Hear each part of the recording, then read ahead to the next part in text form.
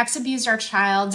There's DSS findings and a 50B. He hired an attorney and I'm pro se. Any advice? So I'm not sure where you are. I'm guessing it's not Massachusetts because we refer to social services here as DCF. For us, would be just the next step of an investigation. I'm not sure if it's the same for you or not. Our social services do not happen in court initially unless it's a juvenile issue where DCF is actually taking custody of your child. That's going to happen in court. Here we call that a care and protection case. So if that's happening in court, both parents are appointed a lawyer as long as they qualify for one because of the fact that custody is an issue. Now, on a regular DCF case, let's just say there's allegations made that I abused my child. So DCF gets a call from whether it's a mandatory reporter or somebody who is just letting them know, and they say, Heather's abusing her child, so you need to go investigate this. And they look through it and they say, okay, yeah, there's enough for us to investigate. So they start the investigation. I believe they have 14 days from the point that that's called in to do their investigation and decide whether or not they're concerned, whether they're going to open it, whether they're going to say, man, we don't really think there's enough here. They do their first investigation. Our 50B is the next step. They've said, yeah, there's enough here. We're going to substantiate allegations of either abuse, neglect. And so they do that.